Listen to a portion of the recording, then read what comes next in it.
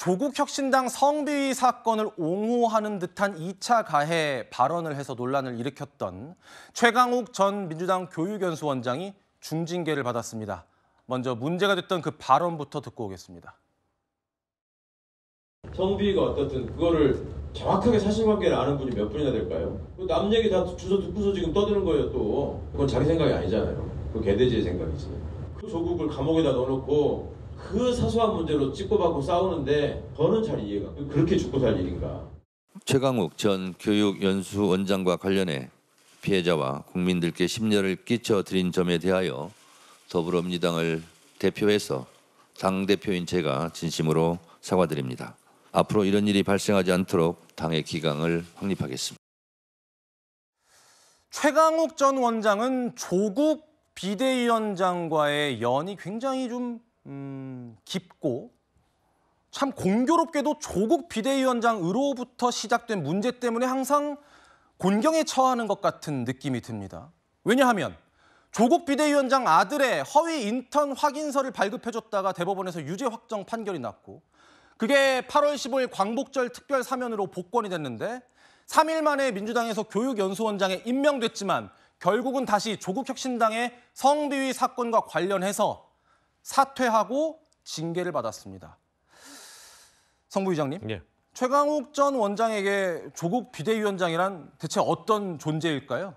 아주 가까운 존재겠죠. 근데 결국 조국 이제 현 비대위원장이네요. 그러니까 조국 비대위원장 때문에 이런 사건이 발생했다기보단 결국 최강욱 전 의원 본인의 입 때문에, 본인의 잘못 때문에 지금 문제가 불거진 겁니다. 예. 특히나 이 교육연수원장으로 임명할 당시에 이가 불과 사면된 지 2주 만에 임명이 된 거 아니겠습니까? 그러니까 사면될 때부터도 이야기가 있었습니다만 사면 자체가 대통령이 당신은 죄를 짓지 않았다가 아닙니다. 형이 집행되고 있는 사람에 대해서는 형은 집행을 중지하고 그리고 뭔가 이 정치를 할 수 있는 공무단위권을 복권시켜주는 그거의 의미로 사면을 해주는 건데 사면되자마자 교육연수원장을 맡았다고 하더라도 좀 자중하는 행보를 보였어야 되는데 본인이 너무나 뭐 북콘서트를 간다던가 이런 행보들을 보이면서 결국 말로써 실수를 한 것 아니겠습니까? 예. 본인도 과거에 말에 대한 실수가 있었기 때문에 더더욱 좀 자중을 했었음에도 불구하고 본인이 잘못했다. 결국 저는 이거는 조국 비대위원장의 뭔가 문제라기보다는 최강욱 전 의원 본인이 잘못한 거라는 말씀을 더 드리고 싶습니다. 예, 제 질문의 요지는 조국 비대위원장을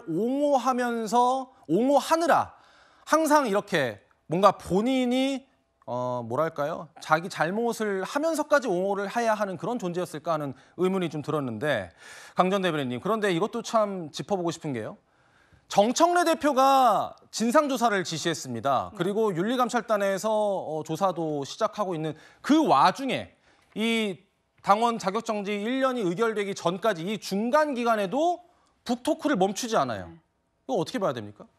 그러니까 최강욱 원장을 원장 자리에 올린 것이 가장 잘한 인사였다라고 김병기 원내대표가 정청래 대표에게 이야기했다라고 정청래 대표가 이야기를 한 부분이 있는데 이런 사람을 교육연수원장으로 임명을 했다는 것 자체가 굉장한 실책이었다라는 것이 만천하에 드러난 상황이 아닐까 싶습니다. 왜냐하면 이번에 결국 뭐 당원권 정지 1년 나왔다라고 하지만 과거에도 이미 뭐 당원권 정지 문제들이 있었고 예. 이러한 사람들이 그때도 이제 어떤 여성 성비하적인 발언들이 있었던 거거든요. 도대체 자리를 교육연수원장으로 줬다는 것은 무엇을 교육할 수 있는 사람인지에 대해서 국민들께서 의구심을 가지실 수밖에 없는 것이죠.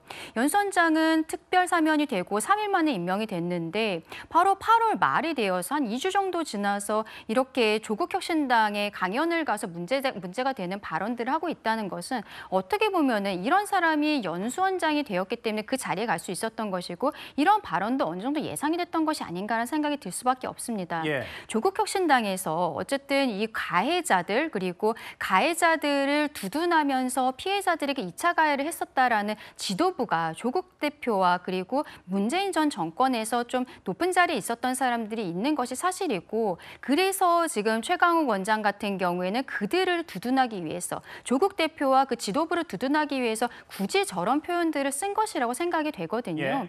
결국 이 부분에 있어서는 당원권 정지 1년으로 끝날 것이 아니라 민주당에서 다시 한번 제대로 된 사과의 메시지가 나와야 되는 것이 아닌가라고도 생각합니다. 예, 강 전 대변인의 개인 의견 들어봤는데 사실 말씀 주신 것처럼 과거에도 그런 논란의 발언들이 있었습니다. 이른바 짤짤이 발언, 그리고 암컷이 설친다 이런 류의 발언으로 당시 이재명 당대표 직권으로 당원 자격정지 6개월 처분이 나기도 했습니다. 그런데 성 부의장님, 예.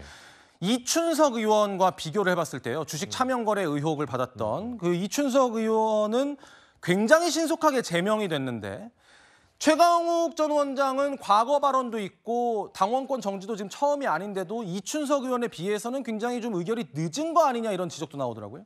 그렇게 느껴질 수 있다고 생각합니다. 근데 이춘석 의원이 만약에 탈당을 하지 않고 버텼다면은 아마 1차적으로 일단 윤리감찰을 지시했을 거고 그 절차를 거쳐서 징계까지 가는 아마 행정적 절차의 기간이 있었을 겁니다. 근데 이춘석 의원은 바로 탈당을 해버렸거든요. 탈당한 당 밖의 사람에게 대해서는 윤리감찰을 할 수 없기 때문에 윤리감찰이라는 이 행정적 절차를 패싱하고 바로 그냥 지도부가 징계 결정하는 거로 넘어갔다고 봐주시면 될 것 같고요.